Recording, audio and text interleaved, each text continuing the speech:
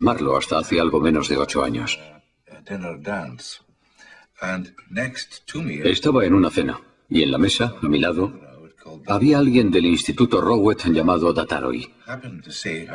En cierto momento le dije, es horrible lo que le pasó a Arpad, ¿verdad? Y él me respondió, sí, pero ¿no sabías que Downing Street llamó 2 veces al director?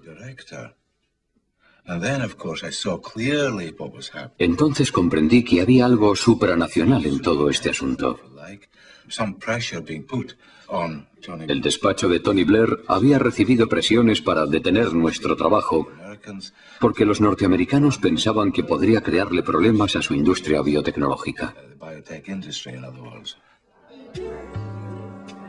El caso de Arpad Pusztai provocó un rechazo masivo a los alimentos transgénicos en Gran Bretaña, apoyado por Greenpeace, hasta tal punto que un año después, Robert Shapiro, presidente de Monsanto, aceptó participar en una teleconferencia organizada por la Asociación Ecologista. Es el único documento filmado que existe del antiguo presidente que había inclinado a la compañía al área de la biotecnología, lanzando un nuevo lema: alimento, salud y esperanza.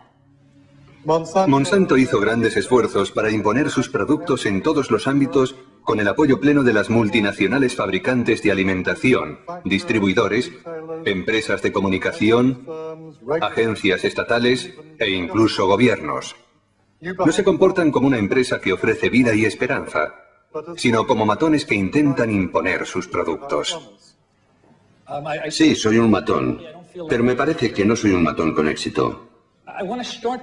Me gustaría empezar señalando que la biotecnología es una herramienta. La biotecnología en sí misma no es ni buena ni mala. Puede usarse bien o muy mal. Los productos que están en el mercado han sido comprobados por los órganos de vigilancia que la sociedad ha establecido con el fin de asegurar no solo su seguridad, también la seguridad medioambiental de esos productos.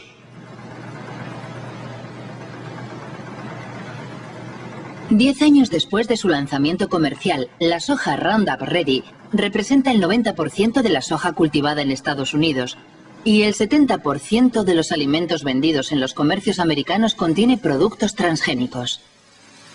A diferencia de lo que ocurre en Europa, los consumidores no pueden elegir porque está prohibido etiquetarlos como transgénicos. Una consecuencia directa del principio de equivalencia sustancial. Tengo un grano de soja en la mano y lo puedo comer con toda confianza. Es muy seguro. Creo que la FDA confía en que esta soja es tan segura como las demás variedades. ¿Cómo puede estar tan segura la agencia? Se basa en los datos que la empresa proporcionó a la FDA y que han sido evaluados por los científicos de la agencia. A ninguna empresa le interesa realizar un estudio para, a continuación, ocultar los resultados. ¿Cómo puede estar tan seguro James Mariansky? Si tecleamos Monsanto falsificó estudios científicos, obtenemos 174.000 respuestas, entre ellas un informe de la EPA, la Agencia de Protección Ambiental de Estados Unidos. Monsanto habría falsificado investigaciones sobre los efectos cancerígenos de la dioxina.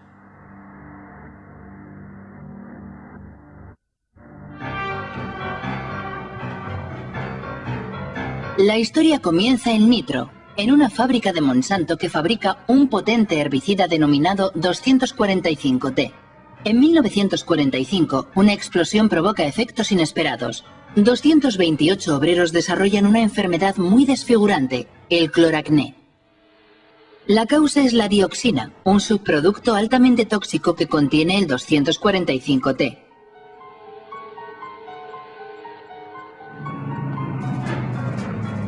El 245T era el componente principal del agente naranja, el defoliante empleado por el ejército americano en la guerra de Vietnam. En los años 60, 40 millones de litros de agente naranja fueron arrojados en el sur del país, es decir, 400 kilogramos de dioxina pura. 3 millones de personas fueron contaminadas, entre ellas miles de soldados americanos. 40 años después de la guerra, la dioxina continúa causando víctimas. Se dice que actualmente el veneno provoca cáncer y graves alteraciones genéticas.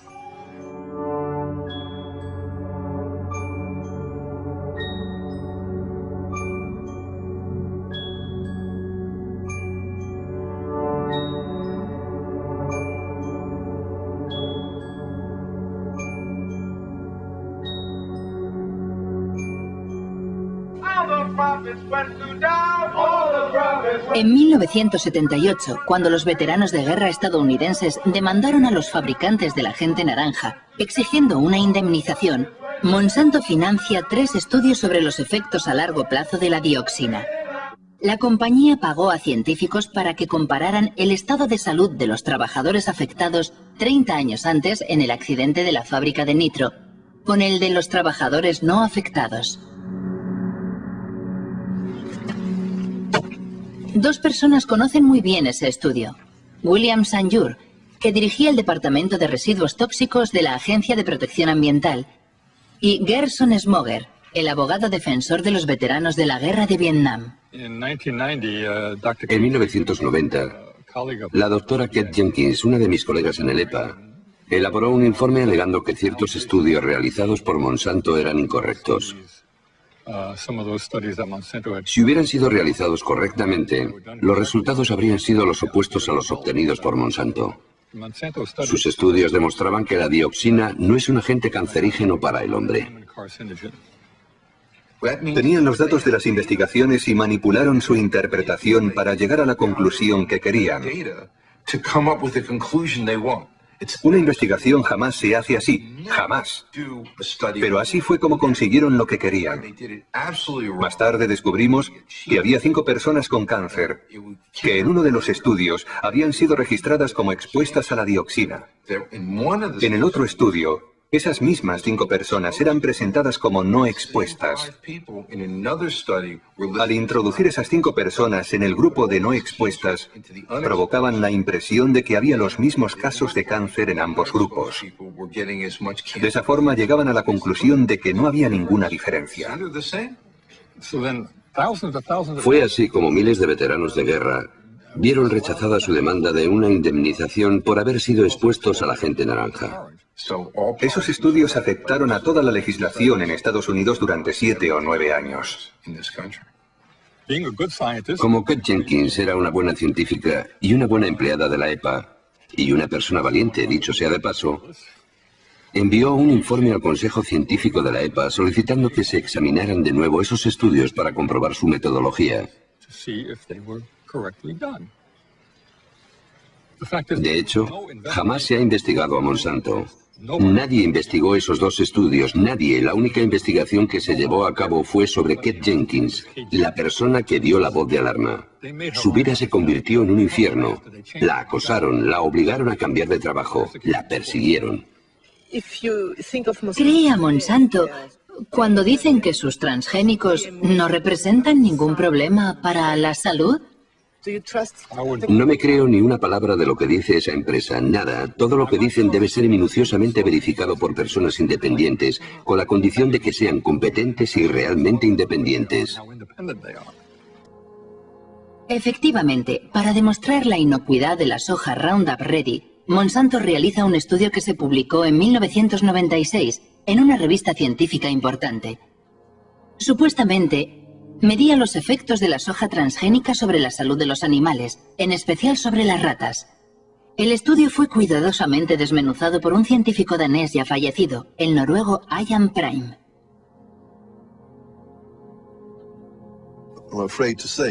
Para mí, este estudio tiene muy poco valor. Resulta decepcionante. Sobre todo sabiendo que sirvió de base al principio de equivalencia sustancial.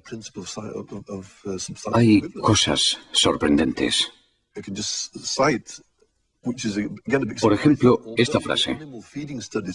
Los estudios sobre la alimentación de los animales nos proporcionan la seguridad parcial de que no hay cambios importantes. ¿Cómo que parcial? Eso no es suficiente. Yo quiero el 100% de seguridad. Por ejemplo, En la página 723 se puede leer: salvo por su coloración más marrón, los hígados parecían normales durante la autopsia. ¿Cómo se puede decir eso sin estudiar el interior del hígado? Sin estudiar las muestras al microscopio para ver si no hay diferencias. Además, usaron ratas viejas. Cuando se quieren ocultar los problemas, no hay nada mejor que coger animales adultos, porque son los jóvenes los que permiten observar si se ha producido alguna modificación. Podemos afirmar que se trata de mala ciencia, porque proporcionan muy pocos datos. ¿Intentó conseguir los datos originales del estudio sobre las ratas? Yo no, pero un colega sí. Fue muy largo y frustrante, porque tuvo que ir de despacho en despacho. Y finalmente, la respuesta fue negativa. Si no hay nada que ocultar, no debería ser un problema. Los datos deberían estar a disposición de todo el mundo para que se pueda trabajar con ellos. Pero cuando vemos que se ocultan los datos, todos sospechamos. Nos preguntamos por qué los ocultan así. De cualquier forma, una cosa es segura. Fue gracias a esos estudios insuficientes por lo que los transgénicos de Monsanto invadieron el mundo, principalmente América del Norte y del Sur, Asia y Australia. En 10 años los cultivos transgénicos se han extendido por más de 100 millones de hectáreas. El 70% son resistentes al Roundup y el 30% restante ha sido manipulado genéticamente para fabricar un insecticida denominado BT. Desde 2001, la compañía publica un documento titulado The Pledge, la promesa, una especie de carta ética en la que intenta responder a sus detractores justificando sus prácticas. En el corazón de su oposición a los transgénicos se encuentra singularmente la cuestión de las patentes. Eso que Monsanto llama sus derechos de propiedad intelectual, que deben proteger sus inversiones. En América del Norte, cualquier granjero que compre semillas transgénicas debe firmar un contrato de empleo de la tecnología, mediante el cual se compromete a respetar la patente que la compañía posee sobre el gen manipulado. En Estados Unidos, los alimentos transgénicos están protegidos por la ley de patentes. Por esa razón, no tengo derecho a guardar granos para sembrarlos el año siguiente.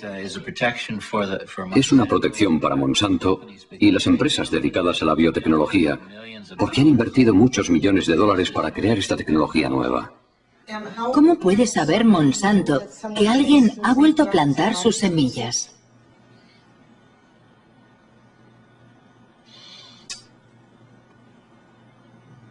No sé responder a esa pregunta. ¿Cómo puede saber que alguien ha plantado de nuevo sus semillas? Es una buena pregunta para Monsanto. La pregunta es tan delicada que Monsanto prefiere ignorarla haciendo bellas promesas. En el caso de que aparecieran variedades que nos pertenecen de forma no intencionada en las tierras de un agricultor, nos comprometemos a encontrar una solución que satisfaga tanto al agricultor como a nosotros.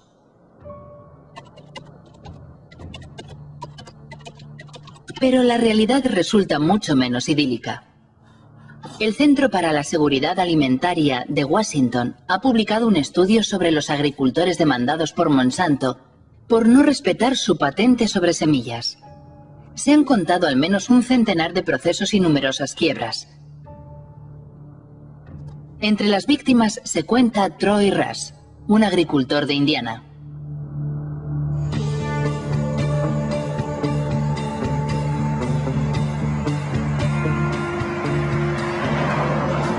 Nuestra historia comienza en 1999. Un caballero, y no es el término más apropiado, se presentó en la granja de mis padres. Dijo que era un detective privado contratado por Monsanto. Nos dijo que estaba investigando a agricultores sospechosos de haber guardado una parte de sus semillas. Nos preguntó directamente si ese era nuestro caso. Le contestamos que no. y le enseñamos las facturas de compra de herbicidas y grano. Incluso le dimos las direcciones de los vendedores para que lo comprobara personalmente, pero declinó nuestra invitación. Después de aquel incidente, Monsanto demandó a mi familia. Monsanto presentó documentos que, supuestamente, eran análisis de muestras recogidas en nuestra granja. Para obtener las muestras, Monsanto tuvo que entrar en nuestras tierras sin autorización y robarlas. Recuerdo que aquel año habíamos plantado 200 hectáreas de soja Roundup Ready. Era un contrato que teníamos con un productor de semillas para producir simiente. El contrato era muy preciso porque indicaba dónde íbamos a sembrar. Era muy fácil de comprobar y todo el mundo lo sabía. ¿Por qué negociaron un acuerdo amistoso con Monsanto? Al cabo de 2 años y medio, la familia estaba completamente destrozada a causa del estrés. Sus acciones amenazaban el trabajo de 5 generaciones. Si Monsanto hubiera ganado, lo habríamos perdido todo. Y ellos se lo habrían quedado todo. Todo. Buenos días. Buenos días, señor. ¿Cómo estás hoy, Troy? Bien, ¿cómo estás? ¿Cómo va todo? Bien. Troy Rush y David Runyon cultivan soja tradicional. Los dos han sido víctimas de lo que en Estados Unidos llaman la policía de los genes. Creada por Monsanto para imponer su ley en los campos, la policía de los genes siembra el terror en el campo norteamericano, donde se denuncian los métodos totalitarios de un mundo dominado por los transgénicos. Troy, me gustaría que vieras unas fotos. Mira lo que hice para impedirles que volvieran a entrar en mis tierras.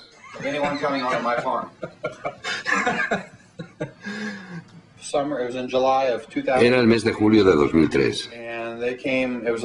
Llegaron a mi casa sobre las 19 horas. ¿Quiénes fueron? Los empleados de Monsanto. Me enseñaron su tarjeta de visita y me hicieron algunas preguntas sobre mis cultivos de soja, de maíz y sobre dónde vendía mi cosecha. Les dije, vale, se acabó la conversación. Las patentes lo han cambiado todo. Han destruido la confianza que existía entre vecinos. Personalmente, solo hablo y tengo amistad con 2 agricultores. ¿De verdad tienen miedo los agricultores? Por supuesto que tienen miedo. Es imposible defenderse de esa compañía. Han creado una industria cuyo único objetivo es destruir las vidas de los agricultores. Todo el mundo tiene miedo. ¿Tiene miedo de que le denuncie un vecino? Sí. ¿Sí? Sí, es sencillo. Solo hay que marcar el 1-800 Monsanto. No, perdón, 1-800 Roundup.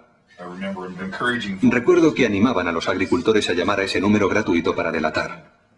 ¿Por qué hace todo eso Monsanto? Para controlarlo todo.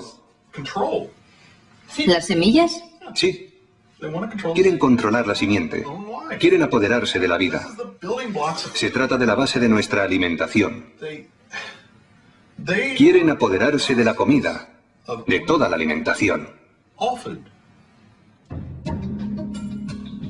Entre 1995 y 2005, Monsanto adquirió una 50 de compañías semilleras en todo el mundo. Esas adquisiciones afectan a las semillas de soja, maíz, algodón, de trigo, pero también de legumbres, tomates, patatas y sorgo. Por doquier crece la inquietud por este monopolio que, a la larga, podría conducir a la desaparición pura y dura de todas las semillas no transgénicas. No es esa la opinión de Monsanto, que defiende los beneficios de la biotecnología, especialmente en los países en vías de desarrollo como India. Nuestros productos reportan importantes beneficios económicos no solo a los grandes productores, también a los pequeños. Por lo general ofrecen cosechas de mejor calidad y una rentabilidad más alta.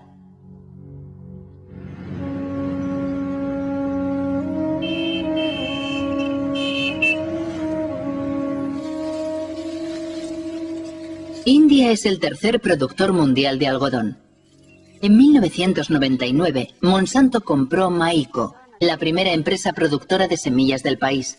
2 años más tarde, el gobierno indio autorizó los cultivos BT, denominados Bollgard, que fueron manipulados para fabricar un insecticida que supuestamente repele los ataques del gusano americano, un parásito del algodón.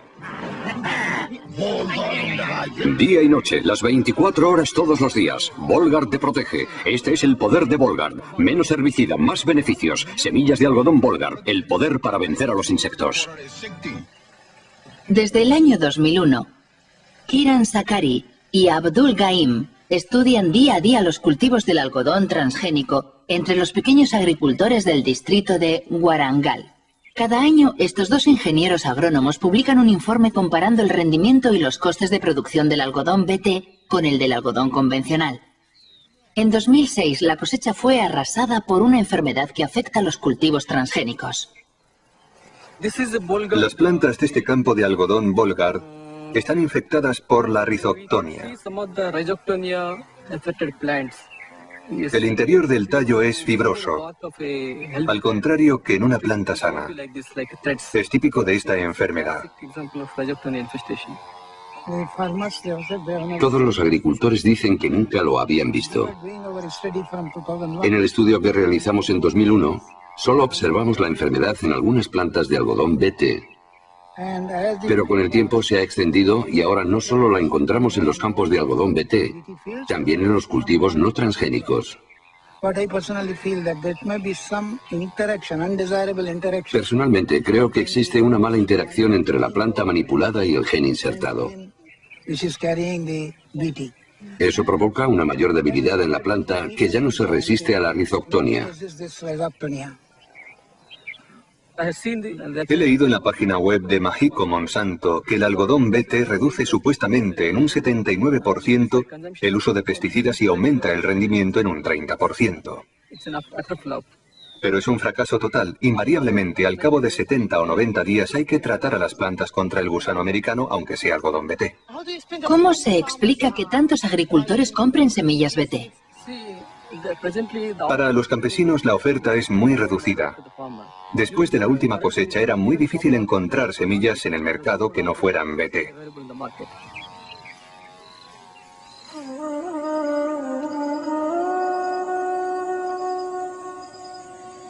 Actualmente en India, Monsanto controla prácticamente la totalidad del mercado de simiente de algodón. Una manera de imponer sus semillas transgénicas 4 veces más caras que las semillas convencionales. Para conseguirlas, los campesinos se ven obligados a empeñarse con intereses de usura. Si la cosecha es mala, van a la quiebra. Es una espiral infernal que está diezmando las aldeas indias.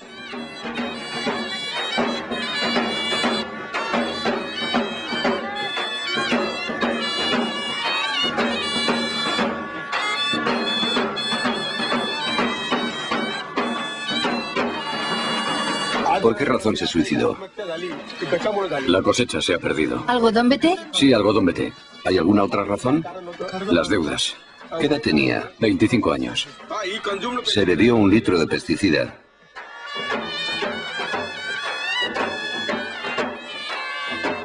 ¿Es el primer suicidio en la aldea? No. El segundo.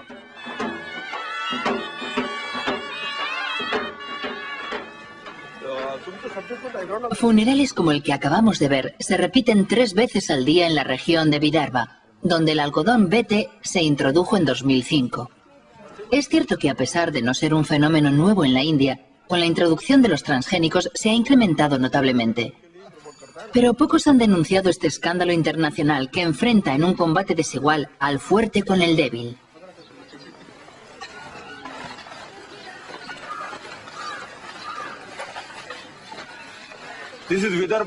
En las zonas de Vidarbha, donde se cultiva el arroz, se producen pocos suicidios. Esta es la zona donde se cultiva el algodón. El resultado del algodón BT es que el primer año hubo 600 suicidios entre junio de 2005 y junio de 2006. El segundo año, tan solo 6 meses después, ya llevamos 680 suicidios. Es un desastre. Sí, es un desastre completo. El problema reside en que los alimentos transgénicos hacen que los agricultores dependan completamente de las fuerzas del mercado. No solo tienen que pagar la simiente más cara, también tienen que comprar abonos. Además, el consumo de insecticidas no se reduce. Es mentira. Monsanto dice que los transgénicos son mejores para el pequeño agricultor. ¿Qué opina usted? Nuestra experiencia demuestra que eso es completamente falso. Es mentira.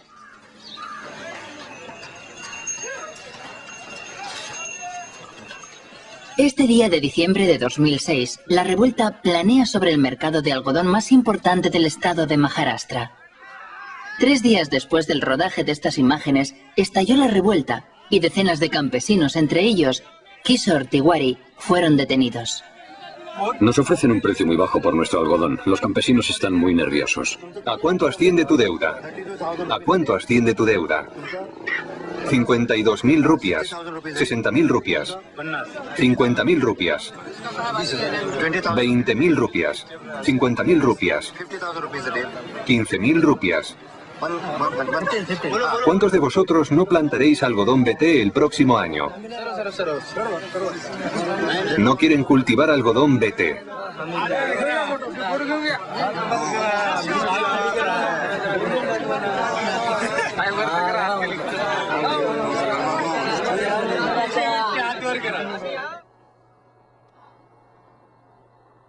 Las semillas del suicidio. Es el título de un libro escrito por Vandana Shiva.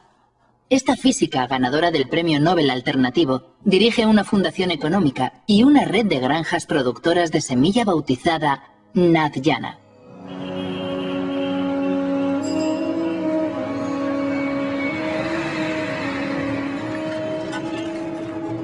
Vandana Shiva ya luchó contra la primera revolución verde, aquella de los años 60 que introdujo la agricultura industrial en la India.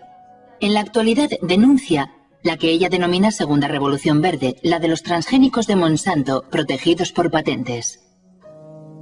La diferencia entre las dos es que la primera revolución